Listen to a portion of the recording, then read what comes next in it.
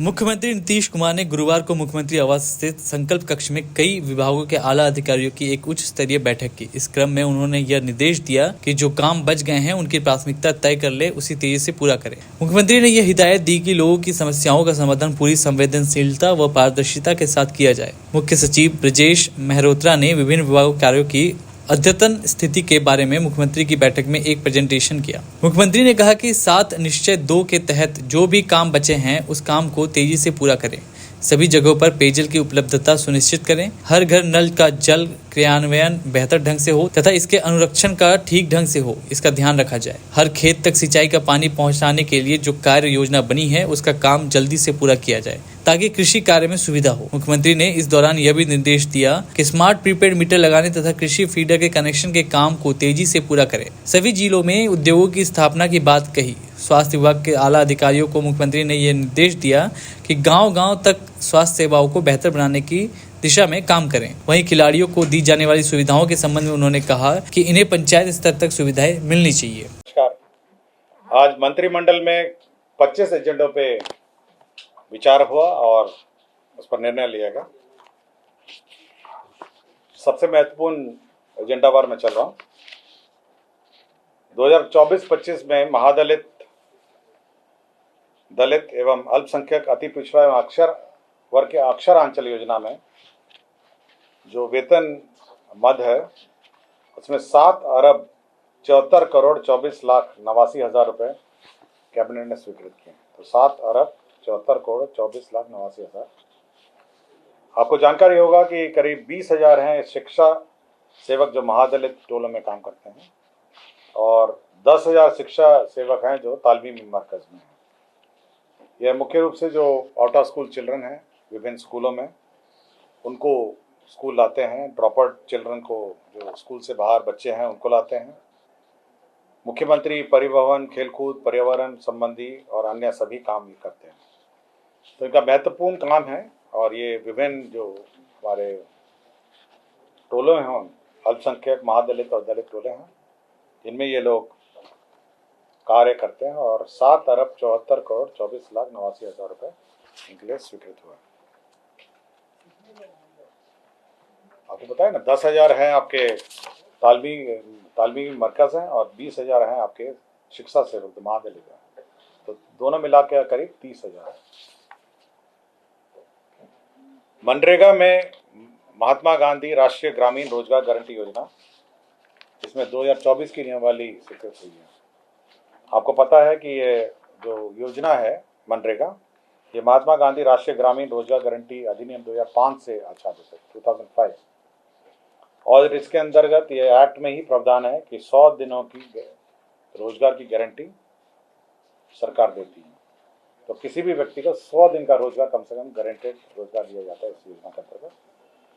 और इसके अंतर्गत जो यदि इसमें जो बेरोजगारी भत्ता है वो उस परिस्थिति में भुगतान होगा यदि कोई उसको रोजगार नहीं देता। और यदि वो आवेदन देता है आपके पंचायत सेवक को, मुखिया जी को और पंचायत के प्रतिनिधियों को, और उसको मनरेगा के अंतर्गत कार्य नहीं दिया जाता है, अगर वो मांगता है और उसको नहीं दिया जाता है, तो प्रथम महीने में जो उसका वेज दर है, जो उसका जो मजदूरी है, उसका 1/4 के दर से उसको भुगतान होगा 30 दिन।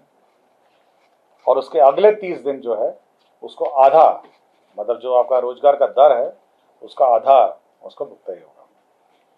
और इसका कंडीशन है कि पहले तो वो अप्लाई करेगा कि मुझे रोजगार दिया जाए। ऐसा नहीं है कि अचानक आपको बिना मांगे आपको पैसा नहीं मिलेगा, लेकिन अगर रोजगार मांगेंगे और अगर रोजगार मिलेगा तो ये भत्ता देनी होगा। अगर रोजगार नहीं दिया जाएगा तो प्रथम 30 दिन में 1/4 भत्ता मिलेगा और फिर अगला 30 दिन में ये आधा हो जाएगा। तो यही इसका प्रावधान किया है।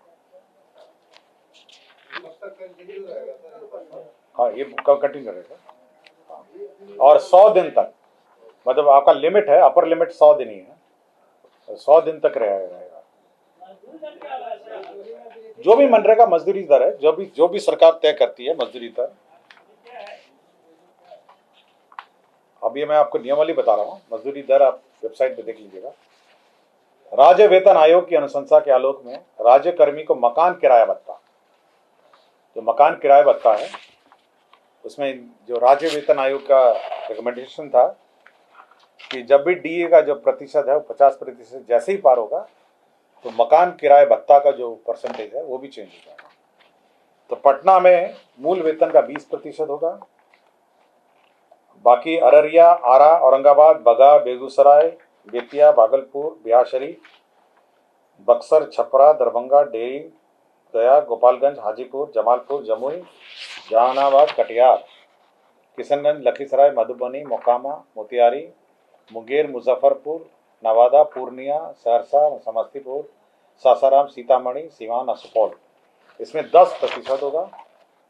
अवर्गित शहर जो है उसमें 7.5 होगा और ग्रामीण क्षेत्र में 5 है। इसका जो पुराना दर था, जो ग्रामीण क्षेत्र में 4 था, जो बढ़ के 5 हो गया है। अवर्गित क्षेत्र पहले 6 था, बढ़ के 7.5 हो गया है। आपका जो वर्गित क्षेत्र है, जिसको Z वर्ग कहते हैं, वो 7.5 से 10 हो गया है। और फिर आपका वाई श्रेणी जो है पटना जिसमें आता है वो 16 था, बढ़ के 20 हो गया। आपको लिस्ट चाहिए तो मैं बाद में दे दूंगा। बिहार आकस्मिकता निधि जो BCF आप बोलते हैं कंटिजेंसी फंड में, सामान्यतः वो 350 करोड़ होता है, 350 करोड़ होता है और हर साल इसको बढ़ाया जाता है। तो इसको बढ़ा के 10,000 करोड़ कर दिया है ताकि समय समय पे ये BCF जो एडवांस लिए जाते हैं उसकी सीमा निर्धारित कर दी है। राज्य सरकार ने एक स्कीम लाया गया है, ये RBI reserve bank of India के रिकमेंडेशन के आधार पर है और समय समय पर राज्य सरकार ये रिकमेंडेशन के आधार पर चलाती है। यह है कंसोलिडेटेड सिंकिंग फंड, CSF इसको कहा जाता है। आपको जानकारी होगा कि समय समय पे जो ऋण लेती है राज्य सरकार, लोन लेती है, उसके लिए एक सिंकिंग फंड बनाती है। ये RBI के कस्टडी में रहता है ये सिंकिंग फंड। और यदि किसी कारणवश राज्य सरकार डिफॉल्ट करती है अपना जो लोन का रिपेमेंट, तो इस सिंकिंग फंड से उसका भुगतान हो जाता है। तो मोटा मोटी यही इसका कॉन्सेप्ट है और ये RBI का गाइडलाइन है। तो पहले हमारा राज्य सरकार का 3.5% था सिंकिंग फंड, इसको बढ़ा के 5% कर दिया है। तो ये सिंकिंग फंड का जो स्कीम है ये पास किया गया और ये केवल सुरक्षा कवच है। आप जो बोरिंग करते हैं कि अगर किसी कारणवश आप बोरिंग का पैसा लौटाते नहीं है तो सिंकिंग फंड से वो भुगतान हो जाता है। एक और निर्णय राज्य सरकार ने लिया है 24-25 में, जो राज्य सरकार ऋण लेती है, लोन लेती है, तो जो लोन का तो 54,298 करोड़ का लोन लेगी, 54,298 करोड़ का लोन लेती है, जिसमें बाजार ऋण है, बाजार से लेती है 48,498, 48,498 करोड़ बाजार से लेती है। नाबार्ड से लेती है 2,700। बाह्य संपोषित परियोजना के लिए ऋण जो एक्सटर्नली एडेड प्रोजेक्ट्स हैं, जिसमें आपके वर्ल्ड बैंक है, नाबार्ड है, वर्ल्ड बैंक है और ADB है, वो है 2,500 करोड़ है। राष्ट्रीय आवास बैंक, नेशनल हाउसिंग बैंक है, इससे 300 करोड़ है। और भारतीय लघु उद्योग विकास बैंक, ये जो सिडबी जो है उसमें से 300 करोड़, तो 54,298 करोड़ यह लोन लेती है। और नेट लोन जो नवल लोन कहते हैं, नेट जो होता है वो 26,893 है। इसमें सेट ऑफ हो जाता है जो आप लोन भुगतान करते हैं, लोन भुगतान में आपका 22,392। और आप हमसे जुड़े रहने के लिए सब्सक्राइब करें YouTube पर, फॉलो करें Twitter पर और लाइक करें Facebook पर। और ज्यादा जानकारी के लिए आपको टाइप करना होगा सिर्फ न्यूज नशा।